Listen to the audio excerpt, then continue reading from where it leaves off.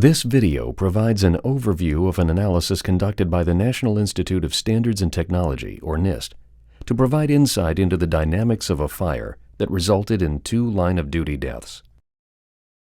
On June 2, 2011, a fire in a multi-level residential structure claimed the life of a lieutenant and firefighter paramedic from Engine 26 of the San Francisco Fire Department. NIST examined the fire dynamics of this incident at the request of NIOSH and the San Francisco Fire Department.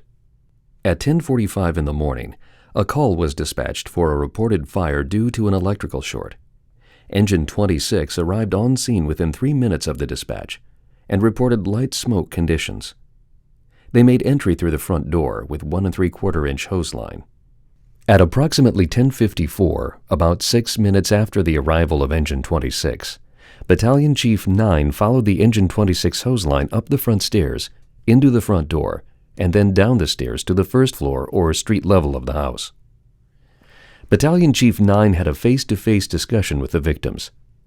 During this discussion, Engine 26 confirms that the fire is below them, and Battalion Chief 9 indicates that the attack will be made from the basement level on the B side. The battalion chief exited the building. Engine 26 remained in position near the top of the stairway leading into the basement. This was the last communication with the Engine 26 crew members inside of the structure. Within 11 minutes of Engine 26's arrival on the scene, the large windows that made up most of the side sea wall of the basement level began to fail due to heat from the fire. As the windows broke, fresh air mixed with hot fuel-rich gases in the basement, which increased the heat release rate of the fire. The increase in heat release rate resulted in the rapid failure of the 6 window panels. It took less than 2 minutes for all of the windows to fail.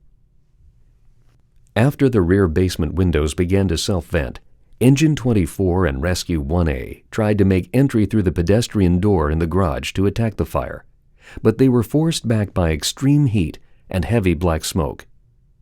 With the pedestrian door between the garage and the first-floor hallway open, heavy black smoke began flowing out of the open garage door at street level on Side A. Within a minute of this change, the Side B door on the basement level was forced open. Battalion Chief 9 reported heavy fire and smoke. Engine 11 tried to make entry into the basement, but they were forced back by the heat. Battalion Chief 9 requested a second hose line. Incident Command attempted to contact Engine 26 several times via radio, with no reply. By 11:02, both Engine 11 and Engine 32 had made entry through the Side B door into the basement and initiated suppression operations. At approximately 11:08, the lieutenant and firefighter paramedic from Engine 26 were found in the first-floor hallway between the top of the stairs from the basement level and the door to the garage. Both of the Engine 26 crew members died of their injuries sustained in the fire. NIST's Fire Dynamic Simulator, or FDS, was used to provide insight into the dynamics of this structure fire. The results of an FDS simulation are visualized with another NIST program called SmokeView. The inputs and details for the FDS simulations are documented in NIST Technical Note 1856. The fire started in the basement, near the balcony windows on the rear of the structure.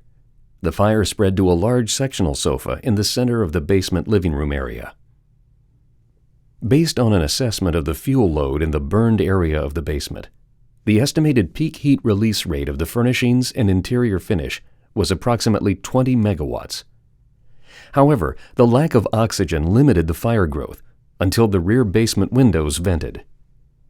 As seen in the heat release rate graph, after the windows failed and allowed additional oxygen to mix with hot fuel gases in the basement, the fire rapidly increased from less than 5 megawatts to more than 25 megawatts in less than a minute after the first window self-vented.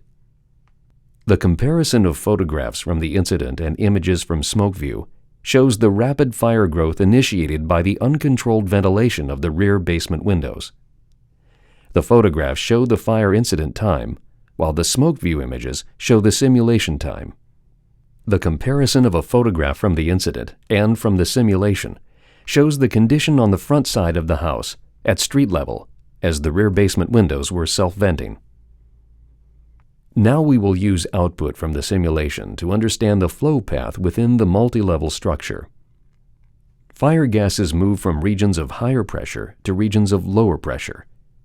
This video shows the pressure plane along the center of the stairway from the basement to the laundry room landing between the basement and the first floor. An estimate of the pressure increase is shown before and after the first basement window failed. This video shows the pressure plane along the center of the stairway from the basement to the laundry room landing between the basement and the first floor. An estimate of the pressure increase is shown before and after the first basement window failed. One of the hazards to firefighters located in the exhaust portion of the flow path is convective heat transfer from the fire gases. Convective heat transfer depends on the velocity, the amount of turbulence, and the temperature of the fire gases. This video shows a comparison of gas velocity estimates in the stairway before and after the basement windows self-vented. Another way to visualize velocity with smoke view is by using arrows or vectors. In this video, the vectors show both gas flow direction and gas flow speed. This is also representative of the amount of turbulence or mixing within the flow path. Notice the gas flow circulation pattern on the landing, which indicates a very turbulent or well-mixed flow. This video shows the calculated change in gas temperatures as a result of the fire's rapid increase in heat release rate before and after the windows self-vented.